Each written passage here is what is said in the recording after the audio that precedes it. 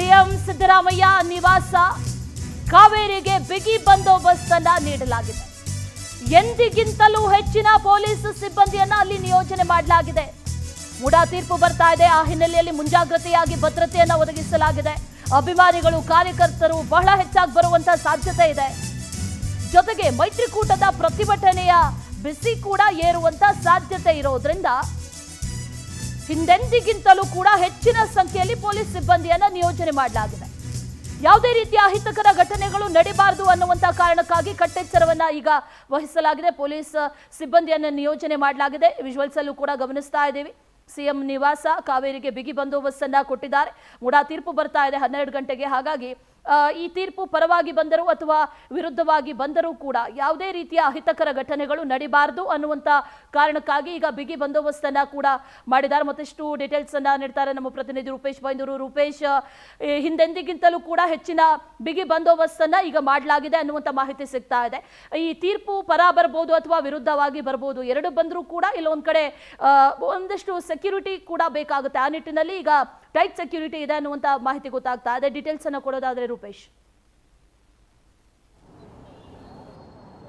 ಅಶ್ವಿನ್, ಇವತ್ತು ಮಧ್ಯಾಹ್ನ 12 ಗಂಟೆ ಅಷ್ಟೊತ್ತಿಗೆ ಸಿಎಂ ಸಿದ್ದರಾಮಯ್ಯ ಸಂಬಂಧಪಟ್ಟ ನಿರ್ಣಾಯಕವಾಗಿರತಕ್ಕಂಥ ತೀರ್ಪು ಬರುತ್ತೆ.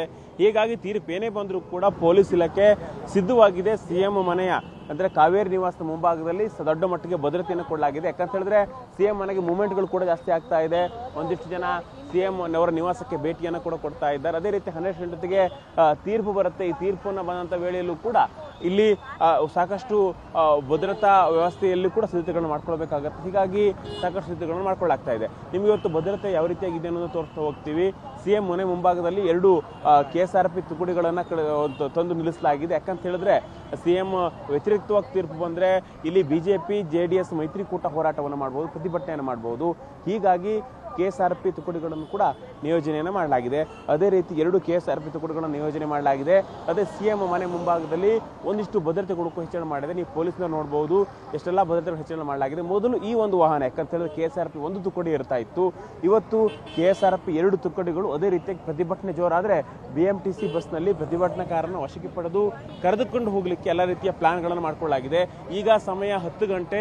ಹೀಗಾಗಿ ಇನ್ನಷ್ಟು ಯಾಕಂತ ಹೇಳಿದ್ರೆ 12 ಗಂಟೆ ತೀರ್ಪು ಬರುತ್ತಲ್ವಾ, ಒಂದು 12 ಗಂಟೆ ಹೊತ್ತಿಗೆ ಒಂದು ದೊಡ್ಡ ಮಟ್ಟಿಗೆ ಭದ್ರತೆಯನ್ನು ನಿಯೋಜನೆ ಮಾಡಲಿಕ್ಕೂ ಕೂಡ ಪೊಲೀಸ್ನವರು ಪ್ಲಾನ್ ಮಾಡ್ಕೊಂಡಿದ್ದಾರೆ. ಒಟ್ಟಾರೆಯಾಗಿ ಸಿಎಂ ಕುರಿತಾದಂತಹ ಮಹತ್ವದ ತೀರ್ಪು ಬರುತ್ತೆ. ಹೀಗಾಗಿ ಇಲ್ಲಿ ಸಮಸ್ಯೆಗಳಾಗಬಾರದು. ಮುಂದೆ ಇಂಟೆಲಿಜೆನ್ಸ್ ಈಗಾಗಲೇ ಮಾಹಿತಿಯನ್ನು ಕೊಟ್ಟಿದೆ. ಕಾಂಗ್ರೆಸ್ ಒಂದು ಕಡೆ, ಇಲ್ಲಿ ಬಿಜೆಪಿ ಅದೇ ರೀತಿಯಾಗಿ ಮೈತ್ರಿಕೂಟ ಬಂದು ಪ್ರತಿಭಟನೆಯನ್ನು ಮಾಡಬಹುದು, ಬೆಂಬಲಿಗರು ಬಂದು ಪ್ರತಿಭಟನೆ ಮಾಡಬಹುದು. ಇಲ್ಲ ಅಂತ ಹೇಳಿದ್ರೆ ಪ್ರಾಸಿಕ್ಯೂಷನ್ಗೆ ಆದೇಶ ಯಾವಾಗ ಆಯ್ತಲ್ವಾ, ಆವಾಗ ಕಾಂಗ್ರೆಸ್ ಪರ ಸಾಕಷ್ಟು ಜನ ಬಂದು ಸಿಎಂ ಮನೆ ಮುಂಭಾಗದಲ್ಲಿ ಇಲ್ಲಿ ಒಂದಿಷ್ಟು ಜನ ಭದ್ರತೆಯನ್ನು ಕೂಡ ಇಲ್ಲಿ ಬಂದು ಗಲಾಟೆ ಕೂಡ ಮಾಡಿದ್ರು. ಈ ರೀತಿಯಾಗಿ ಆಗಬಾರದು. ಹೀಗಾಗಿ ಮುಂಜಾಗ್ರತಾ ಕ್ರಮವಾಗಿ ಈ ಒಂದು ಭದ್ರತೆಯ ನಿಯೋಜನೆ ಮಾಡಲಾಗಿದೆ. ಪ್ರಾಸಿಕ್ಯೂಷನ್ಗೆ ರಾಜ್ಯಪಾಲರು 12 ಗಂಟೆ ಅಷ್ಟೊತ್ತಿಗೆ ಕೊಡ್ತಾರೆ. 1-1:30 ಅಷ್ಟೊತ್ತಿಗೆ ಸಿಎಂ ಸಿದ್ದರಾಮಯ್ಯ ಬೆಂಬಲಿಗರು ಸಾಕಷ್ಟು ಸಂಖ್ಯೆಯಲ್ಲಿ ಬಂದಿದ್ರು.